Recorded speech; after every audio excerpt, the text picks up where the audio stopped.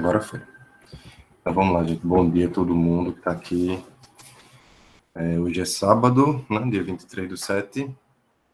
A gente vai ter mais um encontro síncrono da disciplina de Introdução a Ambientes Virtuais da Aprendizagem.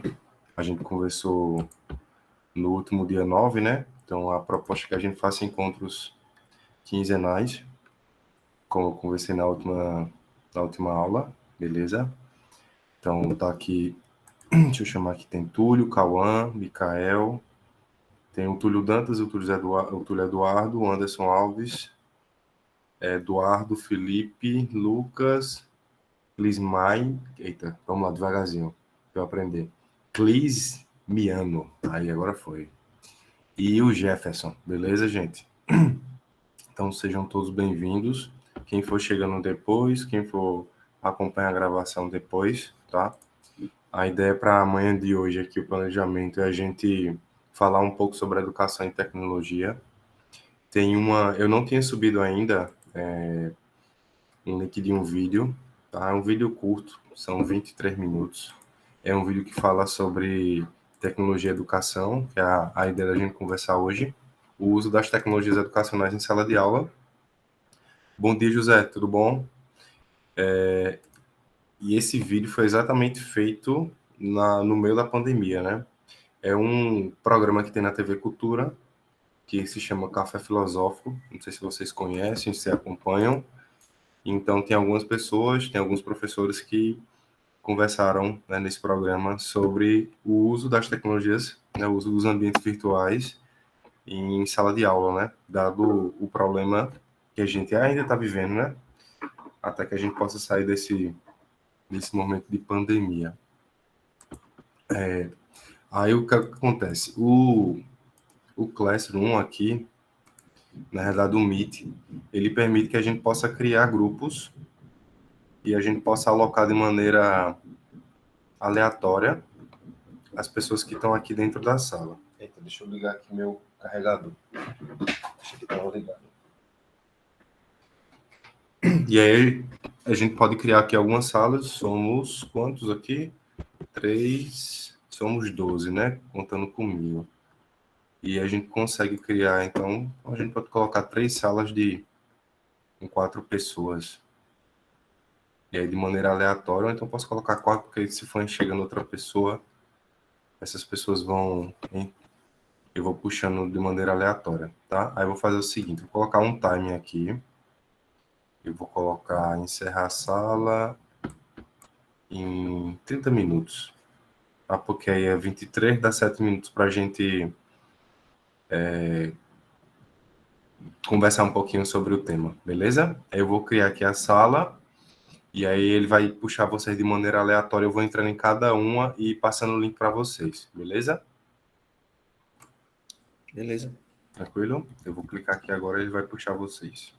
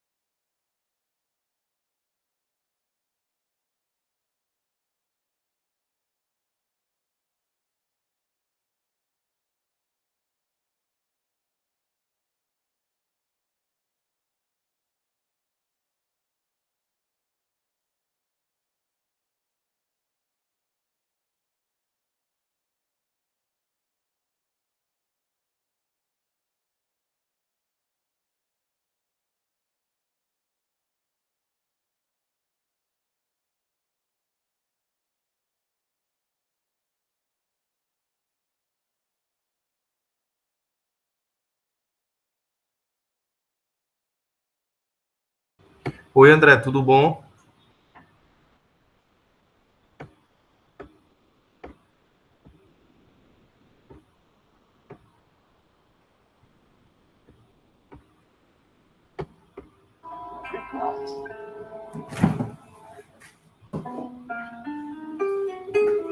Não dá mais para a escola se sustentar na memória e mandar alguém decorar. Nada, absolutamente nada você precisa decorar. Isso é uma revolução. Além de não ter que decorar, o uso da memória fez com que a gente tivesse essa capacidade de memória de produzir o compartilhamento. Se produzir o compartilhamento na rede, quer dizer, a grande capacidade de memória nos libertou da nossa própria. Por outro lado, isso produziu compartilhamento na internet, não só armazenamento. Compartilhamento que aproximar saberes. Já faz algumas décadas que nós nos transformamos em relação à aprendizagem escolar em colecionadores de conteúdos escolares. Em geral, as escolas chamam de grade curricular.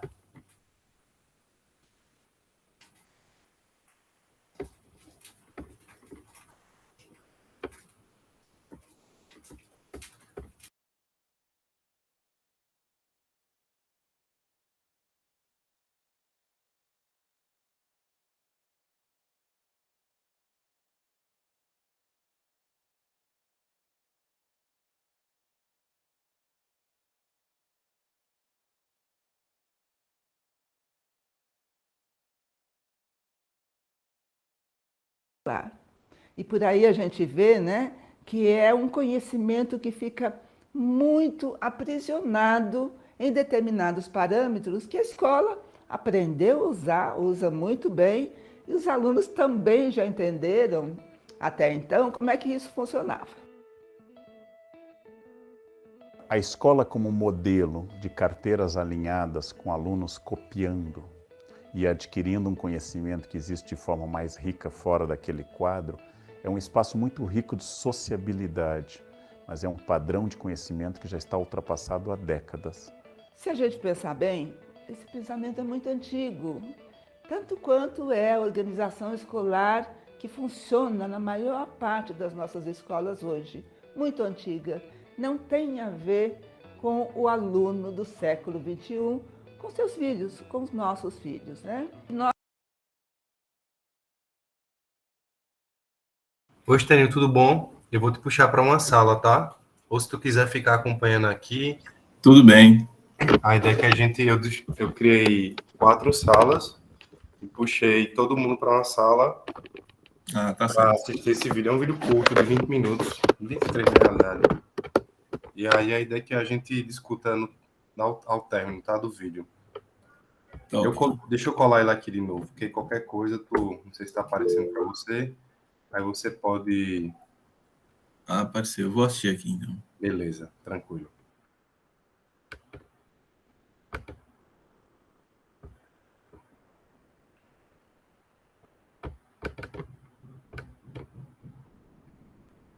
Vou mutar aqui. Nós abandonamos a ideia do ensino e da aprendizagem, principalmente, né? De fisgar o aluno para ter curiosidade com o conhecimento.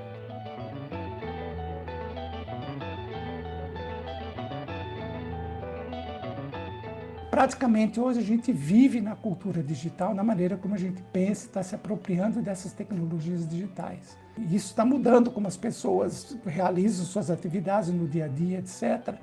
Só que quando o aluno ou o professor adentra essa sala de aula, ele volta para o século XVIII, século XIV, no sentido que ainda tudo é basicamente giz e quadro negro. Nós estamos começando a pesquisar agora, que é a ideia da inclusão das metodologias ativas nos processos de ensino-aprendizagem. O que significa isso?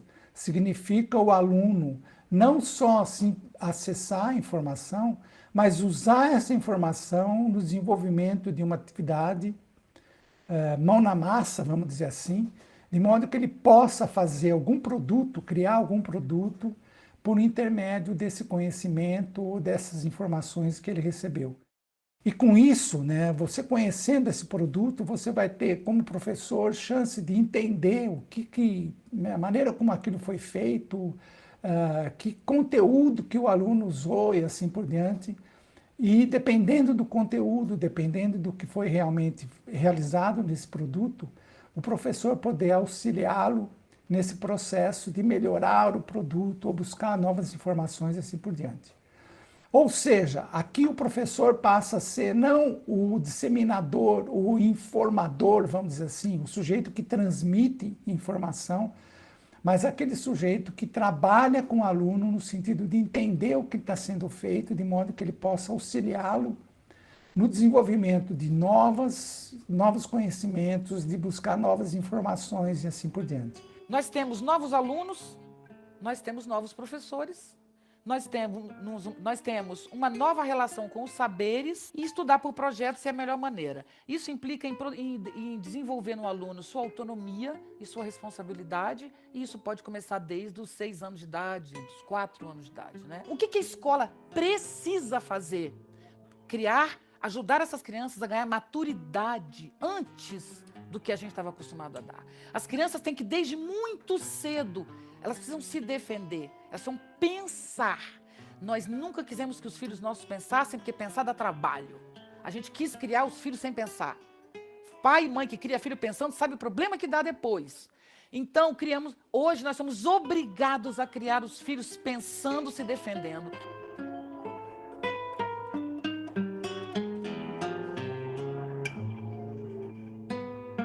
A educação, especificamente, ela é uma manifestação social. Ela é indissociável, a gente não tem como separar das próprias relações humanas.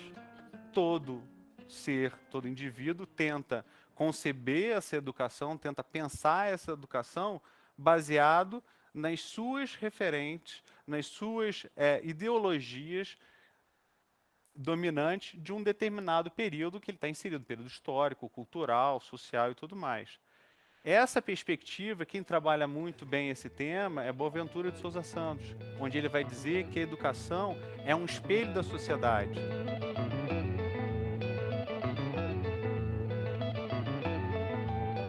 O que ela reflete é o que, em última instância, a sociedade é. Todos nós tentamos, de uma forma ou de outra, construir essas identificações, construir esses referenciais. A gente tem que parar de criar essa ideia que a escola precisa ser perfeita para eles. Que isso é que iria garantir um bom futuro. Não, a escola representa o mundo. E alguém por aí conhece o mundo perfeito, uma vida perfeita, que deixe sempre a criança e adolescente na boa? Não existe isso. Simplesmente não existe. Você saber o que é importante no presencial e o que é importante no uso das tecnologias nesse processo de trabalhar com o aluno. Por quê? Porque nós estamos vendo durante essa pandemia que, embora nós estamos fazendo uma série de atividades via tecnologia, de maneira virtual, de maneira online, esse online ainda não substitui a presença. Ainda a gente precisa abraçar, precisa beijar, precisa ter o contato, olho no olho. Isso a tecnologia não consegue fazer ainda. E é muito difícil você entender num processo de ensino-aprendizagem o que realmente está acontecendo, né? Qual que é a intervenção, vamos dizer assim, que esse professor tem que fazer para ser efetivo naquele momento. Provavelmente, em muitos casos, é ficar calado, ou às vezes simplesmente colocar a mão no ombro do aprendiz, ou realmente fazer uma pergunta. Então, a situação é muito complicada e aí eu entendo que as tecnologias ainda, não sei se eventualmente daqui 30, 40 anos isso vai acontecer, mas ainda ela não consegue executar ou entender ou seja, interpretar essa situação de maneira a poder intervir de maneira efetiva. A gente também não pode perder a perspectiva de quão libertador pode ser a criança ir para a escola. Talvez seja o primeiro lugar onde a criança possa exercer plenamente a sua singularidade. Boas escolas propiciem que essa criança se relacione com as outras demais e se constitua indivíduo, que amplie o seu repertório. Não necessariamente uma escola precisa ser fadada a ser uma escola que vai engessar, ou não necessariamente uma escola que vai podar. Talvez o que a gente esteja falando, em última instância, é que essa escola não está dando conta do recado.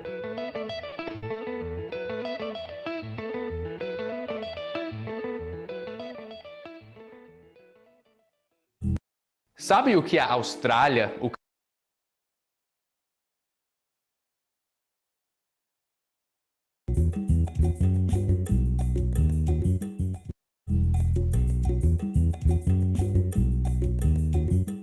A escola não se preparou para poder fazer essa transição do uso da tecnologia nas atividades curriculares, né, do que acontece na sala de aula. E aí a gente foi pego, de certa maneira, de surpresa nessa pandemia. Praticamente o que a gente consegue fazer é a cópia daquilo que a gente fazia na sala de aula usando a tecnologia. Nenhum professor foi preparado para isso. Eu fiz aqui uma publicação dizendo eu estudei Piaget, eu estudei todos os grandes teóricos da educação, eu estudei história, eu não estudei iluminação, eu não estudei para ser youtuber e sou obrigado agora a gravar vídeos e a fazer coisas que nenhuma faculdade de licenciatura ensinava na minha geração, não sei se ensinam hoje. Agora, fazer videoaula, que é uma imitação de uma aula presencial, gente, não faz sentido isso, né? Isso não é ensino à distância.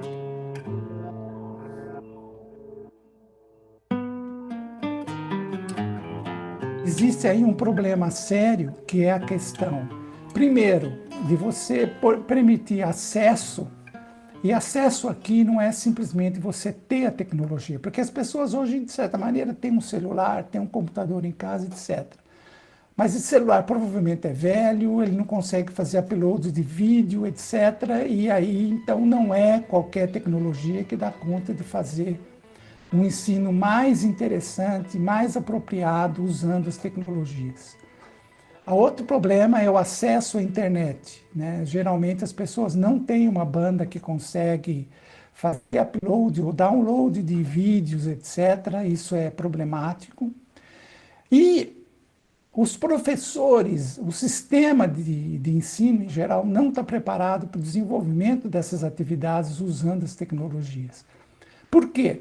Porque basicamente tudo que a gente conhece, tudo que foi desenvolvido em termos de materiais educacionais, currículo, etc., eles foram pensados para o lápis e papel. Isso desde o ensino pré-infantil até o pós-doutorado, tudo é baseado em lápis e papel em praticamente todas as disciplinas. Esse professor não vai conseguir fazer isso de maneira só, né, isolado lá na sala de aula, tentando pensar como é que se faz isso. E a universidade sozinha não vai conseguir fazer isso porque ela não entende o que se passa na sala de aula e como esse professor está usando esse material. Esse casamento da universidade com a escola pode ser extremamente útil nessa produção, nessa passagem, né, do currículo da era do lápis e papel para o currículo da era digital. Vamos pensar nos alunos que moram em favelas. Eles não têm acesso à internet, ou se tem é por pouco tempo. Né? Eles não têm videoaula, eles não têm tutorial de professores, eles não têm nada. E são esses alunos que vão fazer o Enem na mesma data que esses outros que são minoria, né? Mas que têm acesso a professores à distância, a tudo. Então, como ficarão esses alunos? Depende muito da nossa resposta, da resposta da sociedade, né? Primeiramente, a gente precisa colocar na cabeça de que mesmo que o meu filho não esteja na escola pública, eu tenho que lutar por uma boa escola pública. A gente precisa parar de pensar as coisas olhando sempre para mim, para mim, para mim, ou para os meus mais próximos, né? Não, a gente faz parte de uma sociedade. E nada melhor do que essa pandemia para mostrar para a gente que nós somos interdependentes.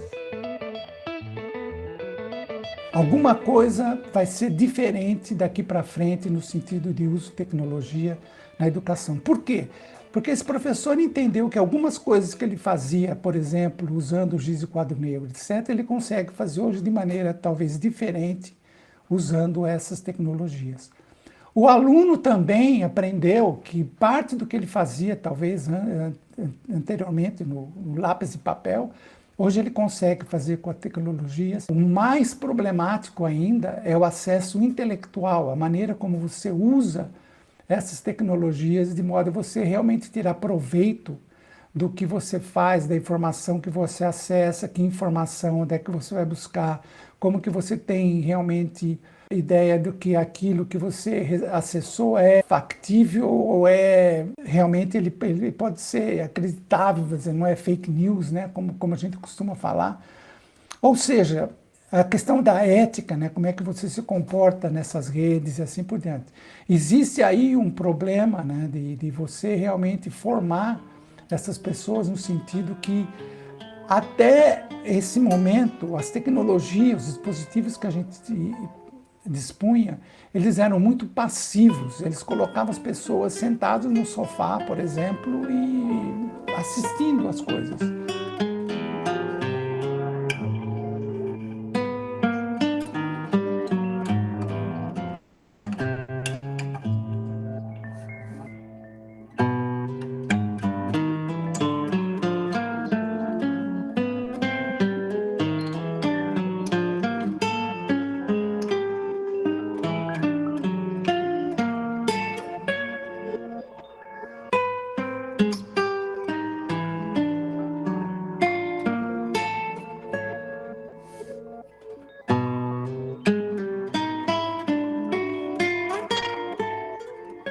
A tecnologia digital, ela coloca as pessoas num protagonismo muito maior no sentido que elas podem fazer coisas, elas podem fazer intervenções, vamos dizer assim, e isso exige que ela saia do sofá, que ela levante do sofá, que ela seja mais ativa e passe a desenvolver coisas, a se posicionar, né, nesse mundo digital.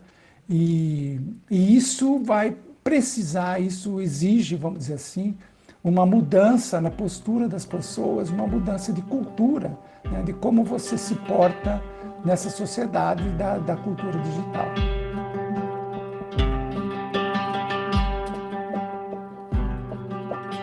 A nossa capacidade de compartilhamento gerou a crise da verdade. Não há verdade, nunca teve, mas agora ela se esfacela na nossa frente. As fake news são muito superiores aos que vocês estão imaginando. Vocês acham que fake news é aquele negocinho escandaloso, horroroso, que os mais espertos logo... Não. Fake news está de A a Z na sua vida, num grau que você não tem ideia do que aquilo significa, especialmente para a venda de produtos, não só de política, manipulação de venda de produto. Criamos novas fronteiras para o conhecimento. Este aluno é ativo mesmo que ele não queira. O professor pode tentar fazer o que ele quiser. Por que o aluno é ativo? Porque enquanto eu estou falando, vocês vão consultar e vão dizer, sabe aquele índice que você falou? Não é isso não. Vocês podem me desfazer agora, eu acabar, levanta ela e fala assim, ó, isso aí que você falou, isso é realidade, isso é fato, né? Então, os alunos são ativos. A inclusão dessas tecnologias na educação, elas têm como um papel, vamos dizer assim, quase que secundário, ajudar essas pessoas a ter uma postura mais ativa, uma postura ética, criativa, colaborativa, vamos dizer assim, de protagonismo nessa sociedade digital. Este novo aparelho revolucionário pode remover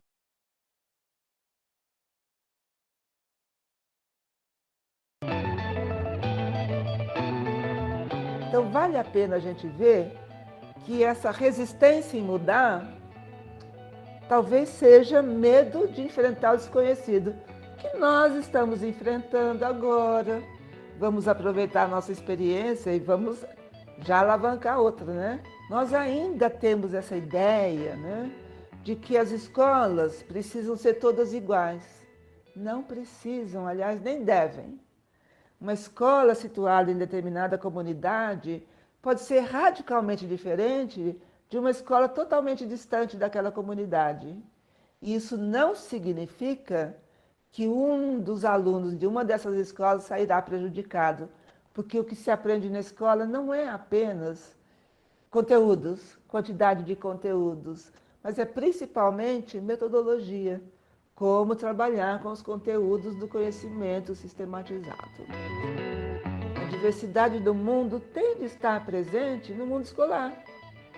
Precisamos ter diversidade de escolas, porque uma boa escola faz qualquer aluno aprender.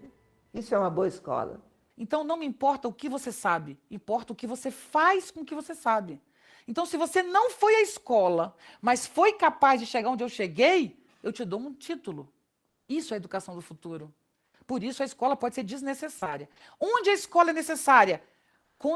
Inteligência, criatividade, que é fundamental no nosso mundo, só existe por troca. A escola é fundamental para ter debate intelectual.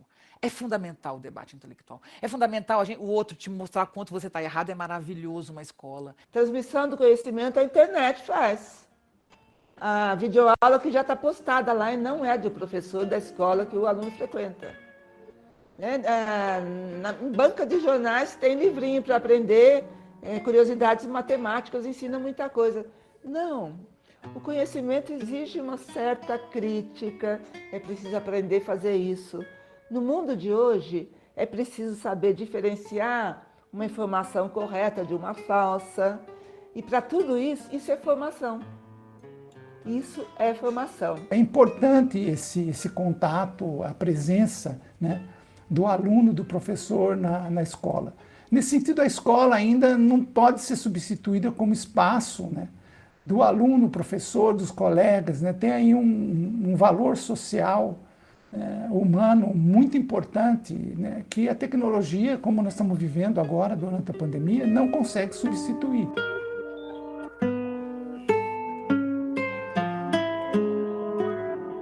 A gente pode aprender sozinho? Sim, pode. Pode. E nem é a escola. Mas a gente vai ficar burro, porque é necessário que o conhecimento seja atravessado pelo mundo, pelos outros, pelos afetos. Então a escola é um lugar lindo. Esse é o futuro da escola, o lugar de troca, de incentivo. Então, as crianças, desde pequenininha, elas vão desenvolver essa capacidade intelectual e elas vão aprender a ler, a educação do futuro, vão desenvolver método de pesquisa, filtragem de conteúdo, filtragem de dados, seleção. Isso que a gente vai aprender e a interpretar.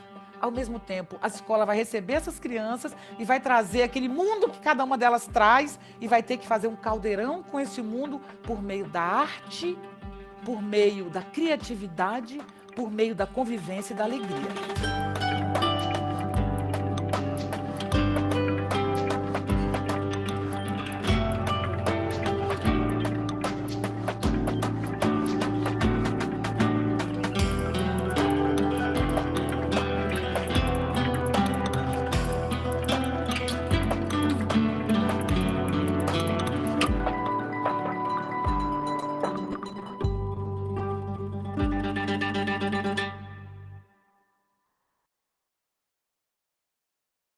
E aí, pessoal, tranquilo?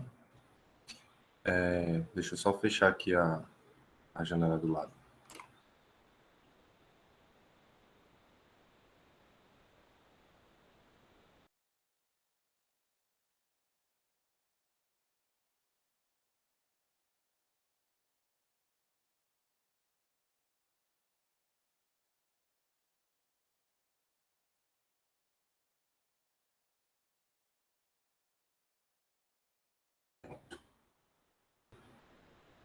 Estênio, André, Túlio, Wilber. Eu não sei se vocês conseguiram pegar tudo, né? Porque quando eu puxei as salas... Eu tô na sala. Já tem uma sala. Tu tava numa sala, Túlio? Eu tô, eu dá para voltar. Ah, tá. Deixa eu passear ali nas outras salas para ver como é que tá o pessoal, aí eu venho para cá de novo.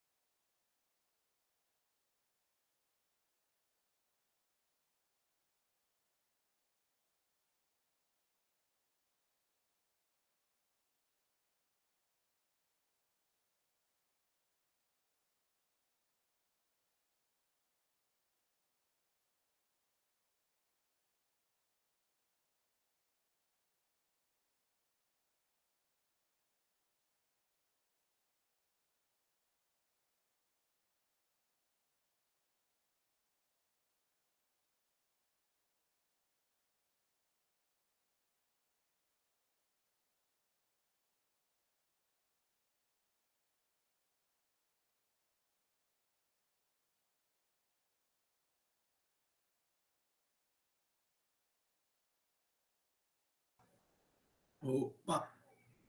E aí, pessoal?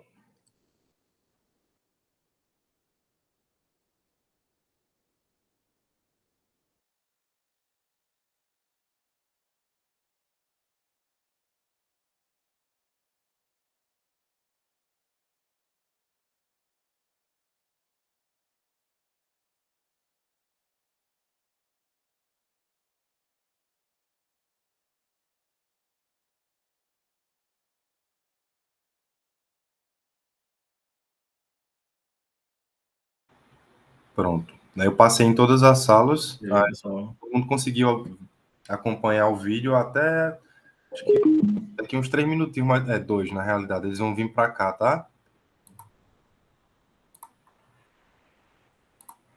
Aí a gente começa a compartilhar a nossa visão também.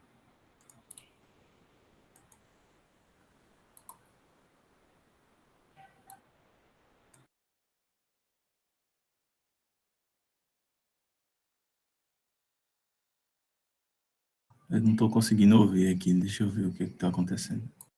O que? O vídeo no YouTube?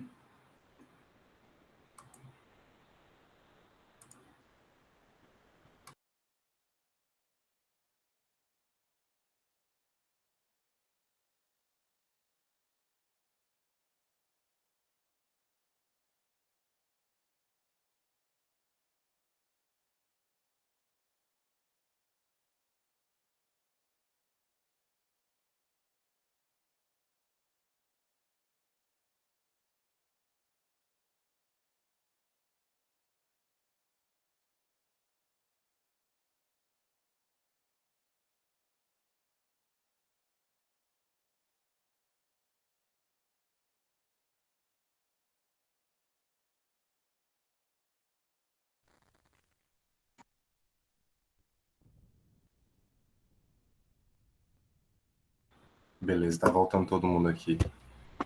Deixa eu... Aí, agora tá chegando.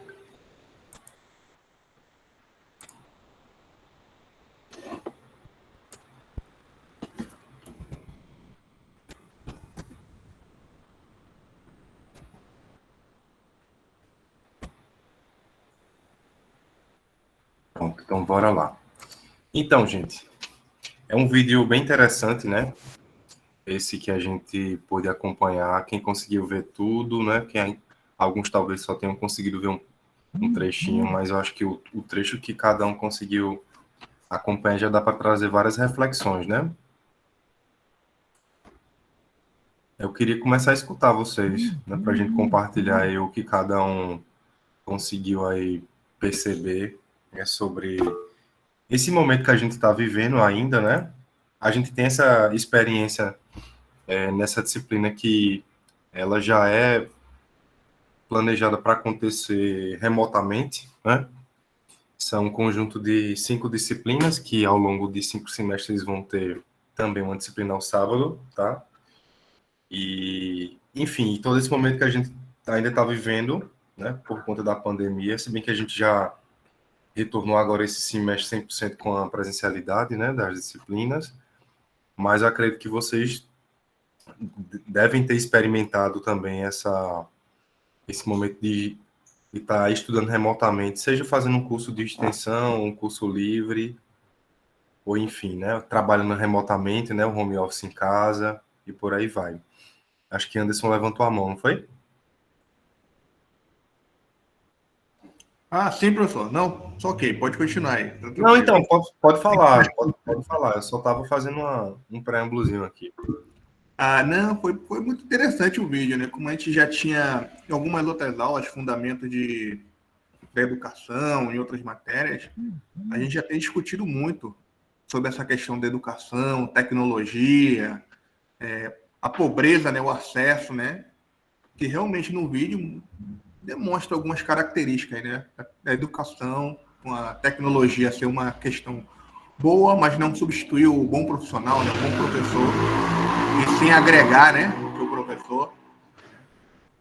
A questão também de algumas localidades, né? Você não ter esse acesso à tecnologia, comunidade mais pobre, né? Que você vai ser um fator que vai segregar aquela educação, né? Vai trazer, não vai trazer benefício conforme esperado, se você não tiver uma capacidade do professor de trabalhar essa falta desse recurso. Né? Foi bem interessante essa ideia, e aquele quesito que vai ser substituído é duro, mas tem que dizer, né, o professor que vai ser substituído é o professor que não se adaptou a esse tempo. Né? Realmente não se adaptou a ser questionado, a estar em crítica, né? A provocar crítica também, né? A gente teve uma questão de provocar crítica. Até estava falando no grupo, estava assistindo uma palestra de educação 5.0, na qual realmente algumas faixas etárias eram estimulados a trabalharem juntos, a estudarem juntos, um ensinando o outro, o professor entrava como mediador, o formato da sala já era diferente, né? Eles tinham atividades mais diversas, desde criar um projeto, alguma coisa assim, interligando as matérias. Então foi bem interessante essa ideia. Eu vou deixar o pessoal falar um pouquinho. Boa, muito bom. Valeu. Obrigado. Tem o Túlio, tem o Lucas, né? Acho que o Lucas já levantou primeiro, depois é Túlio. Depois tem José. Bom, primeiramente, bom dia a todos. E Bom dia, Lucas. fora a parte que Anderson mencionou, né, que foi perfeita, nessa questão da, digamos assim, essa segregação digital, né, que existe, que nem todos têm esse acesso ao conhecimento de fato, devido às próprias limitações, né, tecnológicas. O que eu consegui detectar foi que também ainda não existe essa evolução no quesito de relação professor e aluno. Como assim? Tipo, ao invés dele ser um professor mais informativo, né, que só passa o assunto lá, beleza, e fica por aquilo mesmo, mas o professor ele pode buscar debater com o aluno, né? Buscar sempre compartilhar, buscar tentar compreender se o aluno está conseguindo render bem ou não, sabe? Tipo, sempre tá junto, né? Nunca se desgarrar dele. Sempre tá junto nesses momentos de dificuldades ou não, né? Para fazer com que a turma em si consiga render mais, né?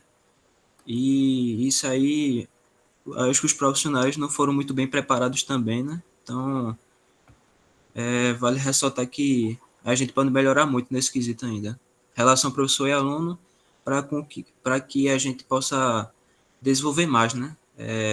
Humanamente falando e dentre várias outras coisas. Muito bom, muito bom. Tem, na sequência, o Túlio, depois José. Estênio, tá? Bom dia. Eu ia falar muitas coisas que já falaram, mas o negócio que eu percebi no vídeo também é que eles não querem que haja alteração assim totalmente para a tecnologia, porque eles ainda querem que exista o tato humano, a convivência humana com as pessoas na escola ou faculdade, que seja, porque acho que se você perder isso, você perde muita coisa da educação em si, sabe? Você perder a convivência com outras pessoas, a troca de ideias. Então, eles não querem que você perca isso, porque, querendo ou não, no EAD, às vezes, você fica meio que isolado. Você tem, às vezes, você às vezes não consegue tirar uma dúvida, às vezes você não se empenha tanto. Então, tem essas dificuldades. Lógico que a tecnologia tem sempre o bem e o mal, mas a gente tem que saber fazer o uso melhor do bom do que o ruim, entendeu? Então, eles falam um pouco sobre isso e que eles não querem perder muito esse tato de aluno com aluno, professor com aluno, e assim sucessivamente. Boa, muito bom.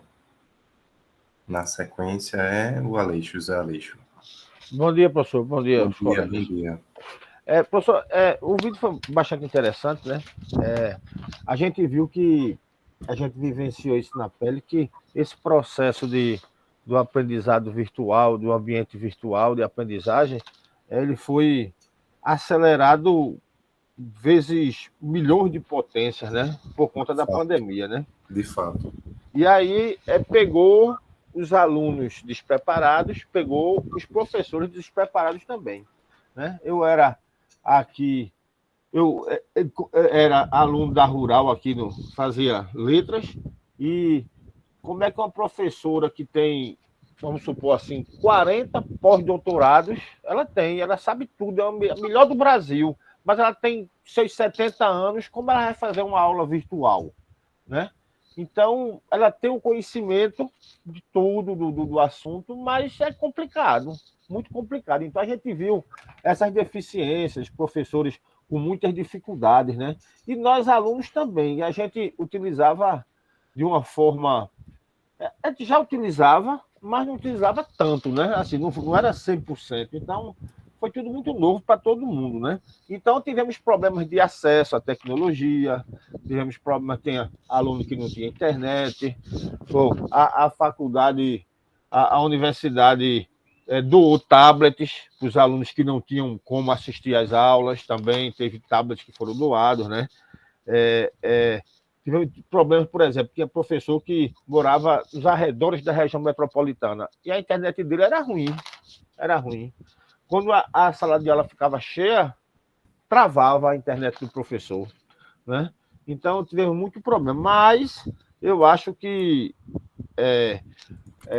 a duras penas, assim, ao vivo e a cores, né? Aprendendo com os erros, todos vão se aperfeiçoando, e aí que vai a parte nossa, da parte de computação, em orientar os colegas, em ver os melhores meios, as melhores formas de ajudar nisso aí, porque é um caminho que não tem volta mais, né? É um caminho que não tem volta. Eu só acho que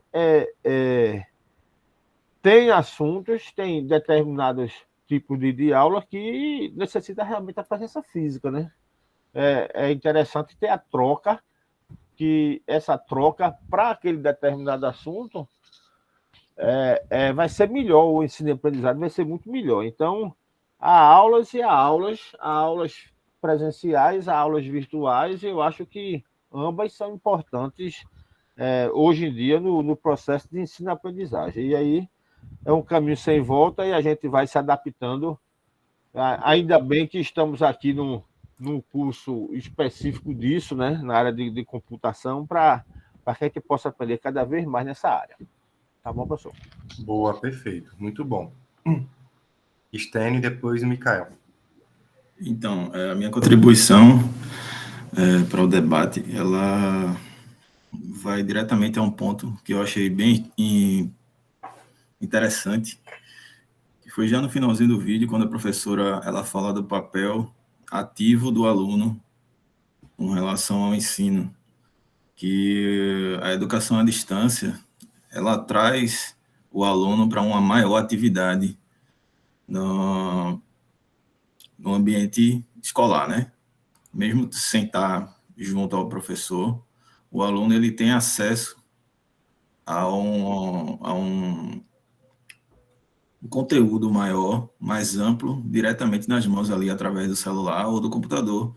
E ele consegue indagar determinados assuntos que o professor está falando, e o professor tem que estar preparado, né, com pleno domínio do seu conteúdo e saber lidar com essa mudança, porque na sala de aula, a gente sabe que a metodologia de hoje em dia de ensino é fazer com que não exija mais uma transmissão de conhecimento. Mas no EAD ainda essa metodologia predomina. No entanto, a gente precisa saber como é que a gente vai se adaptar, né, a essa mudança e parar de transmitir. Porque quando você entra no YouTube, por exemplo, a maioria das aulas são aulas de transmissão de conhecimento, né? São aulas grave, não é igual está acontecendo aqui agora, aulas ao vivo, onde eu posso compartilhar minha ideia, onde a gente pode se indagar do que um e o outro está falando. E ela fala, tem uma outra professora que fala do debate, né? A importância do debate na sala de aula. Então, são temas que o debate na sala de aula ele fomenta a curiosidade do aluno, que vai fazer com que o aluno busque informações, né, para ver se o que está sendo dito ali na sala de aula é real. E isso em casa, com o celular, você consegue fazer de forma muito rápida, né? Apesar de que existe a desigualdade social aí, como já foi mencionado, mas existe essa questão da atividade do aluno ser mais ativo, ele pesquisar mais, ele não depender só do professor, porque, como a gente está vendo, existem limitações por parte do professor que precisam ser repassadas para o aluno, e o aluno precisa perceber como intervir, porque o aluno ele tem o seu papel na aprendizagem, né? Então, digamos assim, que 30% é repassado pelo professor e 70% é o aluno correr, buscar, ir atrás, saber se o que está sendo dito é real, ver as bibliografias, ampliar o seu universo de aprendizagem, né? E muito foi dito nesse vídeo sobre isso. Um tópico importante, eu achei compartilhar aí com vocês. Boa, muito bom. Riqueza aqui de comentários. Micael e depois o Túlio Eduardo. Bom dia, professor. Bom dia, pessoal.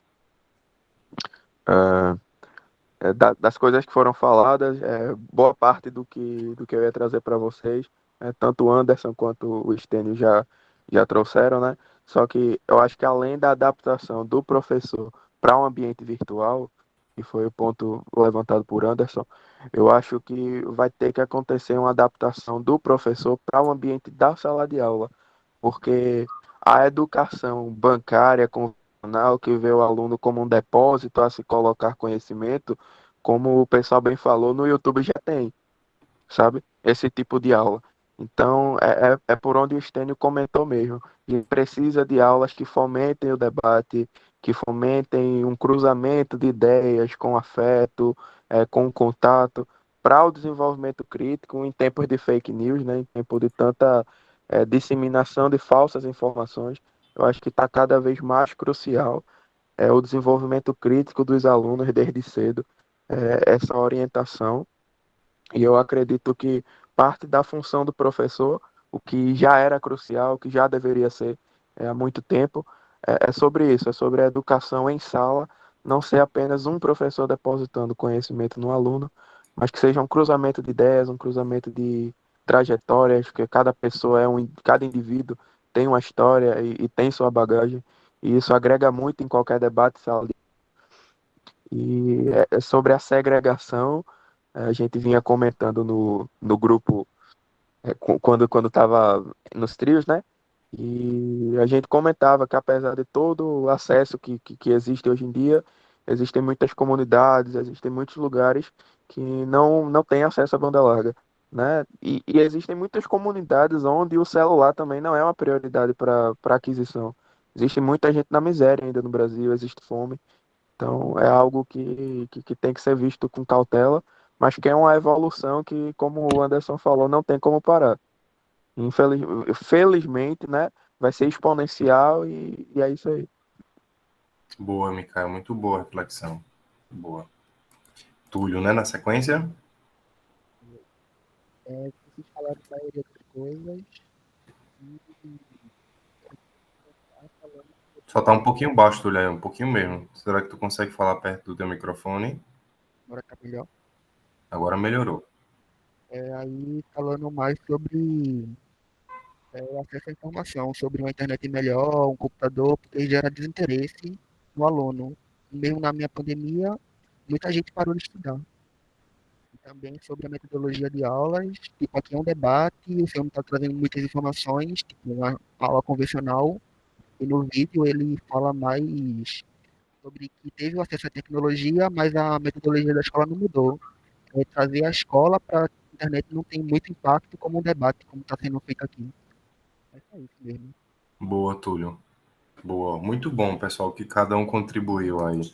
Eu vou aproveitar a fala de um pouco, né, um pouquinho de cada um, porque assim, a gente está no curso de licenciatura, né, em computação, que é até mencionado, até acho que até no começo o Karnal fala, né, os cursos de licenciatura não preparam as pessoas para fazerem produção de vídeo, né, eu achei até, você não entra pensando em ser um youtuber, ele fala até assim, né, um YouTube, mas é isso, assim, a gente tem uma construção curricular para os cursos que até então não consideraram ou não pensariam em considerar tudo isso que está acontecendo, o que já aconteceu também, né, pelo andar do tempo.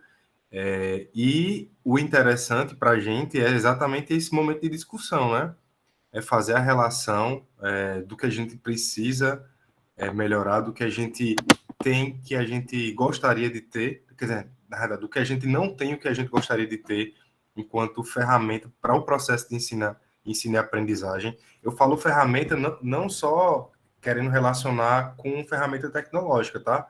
Mas ler-se ferramenta é uma metodologia ativa, tá? É uma prática para você construir um objeto educacional que considere interação entre pessoas, enfim, uma visita, qualquer tipo de instrumento que você possa imaginar que vai ser interessante no processo de ensino e aprendizagem. E aí e foi uma fala repetida aí por vários colegas, né? Que que a tecnologia está aí, não tem para onde correr, né? A gente está nesse processo e é inevitável a gente participar desse processo, ou, naturalmente, se eu não me permito participar desse processo, que foi até a fala da professora, né? A gente vai ser convidado a não estar dentro desse processo. E realmente é bastante duro, né? Só que o que é que acontece? A gente também precisa entender que cada contexto, né, cada escola vai ter um contexto, que é até algo que outra pesquisadora fala também, né, que a gente não precisa ter todas as escolas com as mesmas metodologias, os mesmos formatos, até porque a gente vai perder a singularidade de cada local, né? Cada local vai ter a sua situação, a sua limitação, o seu contexto social e por aí vai. Então, assim, eu acredito, aí a Juliana falando agora enquanto professor e também estudante, que a gente ainda está um pouquinho longe desse ambiente propriamente dito, onde todos terão acesso, né, aos conteúdos educacionais, porque a gente sabe, que até um colega comentou aqui, a gente ainda vive um contexto social onde que a gente tem pessoas passando fome, né? Onde a internet não chega em todos os locais, onde dispositivos eletrônicos ainda não estão em todos os locais. Então, evidencia mais ainda essa disparidade social de acesso à educação. E a gente, nesse processo de construção do licenciado ou licenciado em computação, a gente precisa fazer essa reflexão, né? O que é que eu preciso fazer, ou o que é que eu posso fazer também, dentro das minhas limitações, para que o conhecimento possa chegar a todo mundo, né? Então, eu preciso reduzir essa distância. Se for com uma tecnologia, ótimo, melhor ainda, né? Se for sem tecnologia, ótimo também, melhor ainda. Então, assim, o importante, o objetivo que eu pretendo alcançar é levar o conhecimento, fazer com que essas pessoas possam despertar para certos assuntos e crescerem, né, como pessoas, né, como criaturas nesse mundo que a gente vive de diversidade, e que essas pessoas também possam contribuir para o crescimento das pessoas que estão próximas a ela, né? Porque acho que o importante, a gente fala muito em crescimento, mas a gente precisa crescer o outro do lado para que o outro também faça com que o outro cresça, né? Então, a gente tem que fazer essa roda girar também com as pessoas que estão próximas da gente, né? E aí, a gente, dentro desse contexto, voltando novamente, tem muita tecnologia que a própria universidade não está preparada ainda para absorver, seja por recurso. Então, a gente vê aí a matriz orçamentária da universidade altamente limitada, sem condições, a gente vai para a universidade e vê a situação da universidade, e aí a gente ainda não está falando nem de capacitação de docentes, né? Que, como foi um colega falou aí, uma professora que pode ter aí N certificados, né? Seja de graduação e pós-graduação, e de repente ela não se parou ali para pensar em outras possibilidades, e a própria universidade também que tem a responsabilidade, né? Às vezes a gente coloca muito o papel do professor como responsável no processo, mas a gente também esquece que a universidade também tem que ter a responsabilidade dela nesse processo de formação, né? O professor tem também, logicamente, o seu papel, mas a universidade também precisa pensar junto, né? Afinal, é uma rede, né? Então, o aluno precisa do professor, o aluno precisa do próprio aluno também para crescer junto, o aluno precisa da universidade, assim como o professor precisa da universidade nesse processo de crescimento, beleza? Acho que o Mikael está com a mão levantada ainda. Quer falar, Mikael?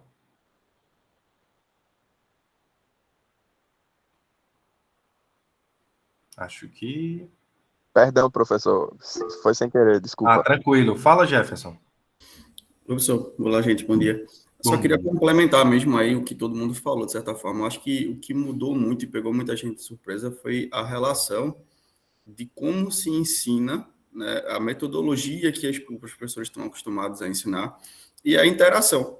Né? Teve muita dificuldade, porque o professor, eu costumo ver professores falando, gente, pelo menos abram as câmeras, para eu saber que eu não estou ensinando para ninguém, né? Ter aquele contato visual.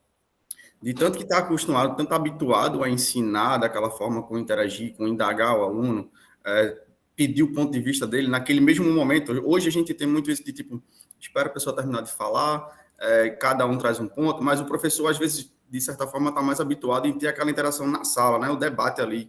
Um levantou um ponto, o outro já criticou.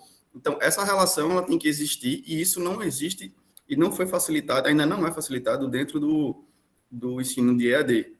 A gente discutiu no grupo muito sobre isso também, né? Você está só. Você, às vezes, entendeu o conteúdo, né? Você viu que o professor é muito bem preparado, mas você não entendeu, e aí? Vai ficar perguntando, o professor vai responder quando? Então, a dúvida pode se perder no meio do tempo. E essa relação, realmente, nem a universidade se preparou, a questão de infraestrutura, a disponibilidade de ferramentas, nem para os alunos, de certa forma, de forma muito ampla, e nem os professores estão habituados, porque eu tinha um plano de aula, tinha uma metodologia de ensino. E aí, como é que eu vou ensinar da mesma forma através de uma gravação? Né? Existe sim uma dificuldade. Quando você para produzir um conteúdo e que você sabe que outras pessoas vão ter que aprender aquilo, vai parar para entender, a sua forma de pensar, ela muda. Aquela história, né? Quem é que vai estar assistindo isso? Será que ele vai ter a mesma percepção? Vai ser igual a disseminação da informação? Né?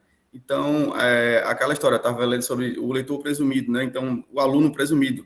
Então, imagino que o aluno saiba disso, mas não pode ser maioria. Então, a aula fica muito, vamos dizer assim, num nível fechado, e que no presencial o professor pode alternar. Ele pode sentir que a turma ainda não acompanhou naquele mesmo nível, e aí ele dosando, e ele faz esse controle. Já no ensino gravado, no ensino EAD, não. Ele tem que presumir que todo mundo sabe determinado conteúdo. Boa. André está com a mão levantada, né? Opa. Eu acho que um desafio muito grande para a gente, além de profissional de educação, como profissional de tecnologia também, que eu acho que são duas áreas que a gente tá ligado aí. O maior desafio da gente é essa busca sempre por inovação. Tanto dentro da sala de aula, na pandemia a gente viu formas de educação que, pelo menos no Brasil, a gente não estava tão acostumado a ver com esse momento que a gente está tendo aqui agora, que acho que é um momento que consegue mesclar um pouco do ensino à distância com esse contato que a gente tem de sala de aula. É um pouco diferente, mas é o que a gente conseguiu fazer com que tornasse algo mais próximo. E eu acho que isso foi um desafio, não só para professores, mas também para alunos, porque toda inovação tem uma fase de adaptação, né? E também a questão de que a gente ainda não está no ideal, acredito eu, que a gente ainda vai avançar bastante em relação a muita coisa, mas é processo. É questão de tempo, de teste, tentativa e erro, para que a gente tente chegar num meio termo onde a gente consiga também levar a educação para mais pessoas, porque acho que até a universidade hoje ela não tem a estrutura física para comportar o número de pessoas que querem estar em uma universidade. E eu acho que uma boa alternativa para isso é o ensino à distância. Claro que a gente está amadurecendo, está crescendo, está fazendo com que a gente possa viabilizar isso para mais pessoas, mas é como eu disse, é processo, é inovação, é busca incessante por novos meios de obter e repassar conhecimento. Boa, muito bom. Tem É Marcos, né, Marcos? Levantou a mão agora. Sim, eu que queria botar um ponto que, tipo, apesar de toda essa tentativa da gente, tipo, procurar solução para, tipo, lidar com a AD, etc., mas também uma coisa que veio na pandemia foi em relação à educação, foi a diferença do acesso do idoso à educação na pandemia, porque, tipo, muitos idosos tiveram muita dificuldade de lidar com a tecnologia, porque, tipo, não existe uma alfabetização digital para muitas pessoas dessa idade. Então, assim, foi um problema que, tipo, que meio que agravou nesse processo de pandemia, porque as pessoas não assim, era o único meio de acesso delas durante a pandemia, e muitas delas tipo, tinham dificuldade, não sabia mexer no celular, ou sabia fazer o mínimo. Aí, exemplo, se alguma parte da comunidade fazia uma oficina e tinha que fazer online, aí perdia esse tato de tipo que o idoso está acostumado a fazer tudo na mão e infelizmente não. Então, tipo assim, acho que a gente como licenciado, tipo, a gente também tem que procurar esse tipo de situação, tipo, procurar como é que diz? Ajudar esse tipo, assim, se adaptar também a essas pessoas, esse pessoal de terceira idade. Tu falasse aí outra questão super importante, visto nesse processo de não só de educação, mas também de acesso à tecnologia, né? Que é um dos papéis também da gente, né? Enquanto profissional da educação. Fala, Felipe. Então, tudo que o pessoal falou foi muito bom ter ouvido opiniões diferentes, né? Situações diferentes, mas só salientando, né? Que o que a maioria já falou é que, como o Leandro Carnal falou, né? E o senhor até citou aí que ele não foi formado para fazer vídeo, né? YouTube. Então, é aquela coisa. São pessoas que são gigantes de conhecimento, né? São pessoas altamente com alto nível, né?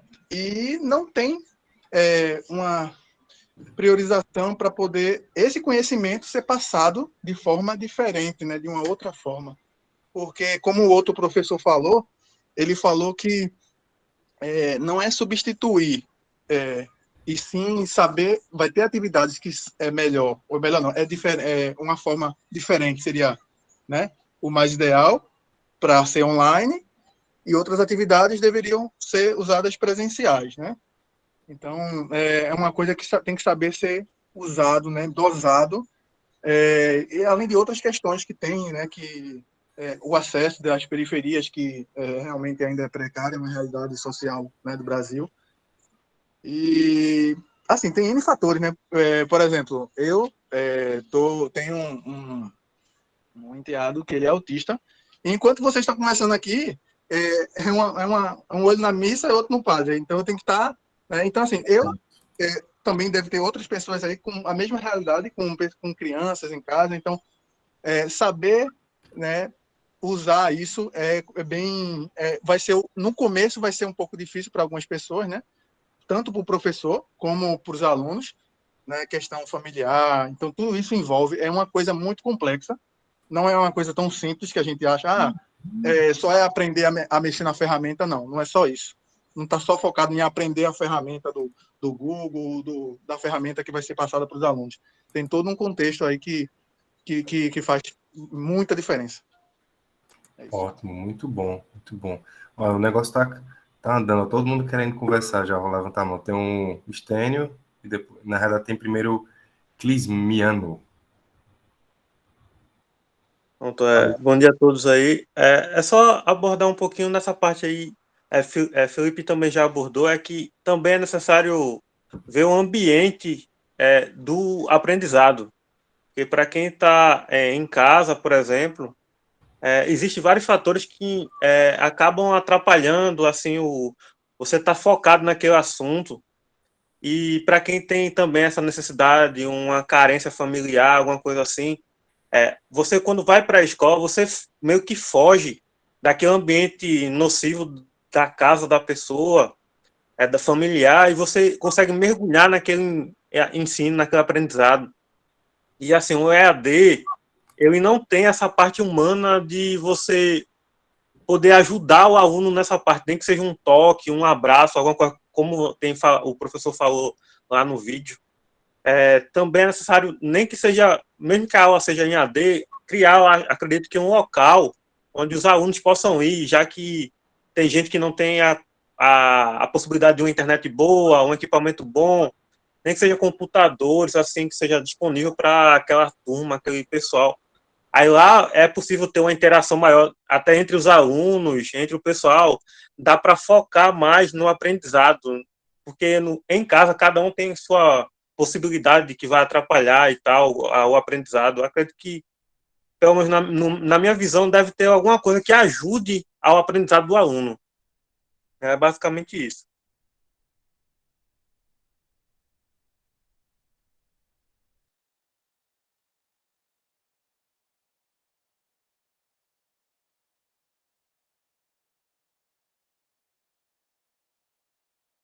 Acho que o professor caiu. Acho que travou a do professor. Ele caiu. Acho que caiu o professor aí. Fui eu. E eu fiquei, meu Deus. Aí eu fiquei falando aqui, então acho que sua conexão caiu. Ó. Quem caiu fui eu. Desculpa. Foi do que a gente tava falando, a conexão ruim do acesso. Perdão. Tem mais alguém aqui porque como eu caí e voltei, eu perdi aqui a fila. Quem estava na fila para falar? Estênio, né? Fala, Estênio. Então, diante de tudo que foi falado, né, que foi exposto sobre a educação e como eu, tomando um gancho porque eu estava discutindo, né, anteriormente sobre a atividade do aluno, eu fui pesquisar aqui no Google sobre a melhor forma de ensinar através de metodologias à distância. Aí, então, eu entrei em um tópico de metodologias ativas e achei bastante interessante. Eu acho que até o senhor vai tratar desse assunto, né, mais à frente. Vamos sim, vamos falar, sim. Então, eu não vou adentrar muito, mas pode falar, fica à vontade aí, faça seu pitch. Alguns tópicos interessantes, que é justamente o que está acontecendo na aula aqui, né? A sala de aula invertida, que é uma metodologia ativa, que procura fazer com que o aluno seja o principal ator no caminho da aprendizagem. O ensino híbrido também é outra metodologia ativa, busca unir de maneira equilibrada o ensino à distância, o ensino presencial. A promoção de seminários e discussões também está acontecendo agora na aula, né? Mudar a disposição de carteira e colocar os alunos e professores num patamar de igualdade diante da aula, uma vez que o professor, tanto o aluno, quando acontece o seminário e a discussão, eles aprendem em conjunto. E tem a gamificação também, são apenas 4 tópicos aqui que eu separei, achei interessante.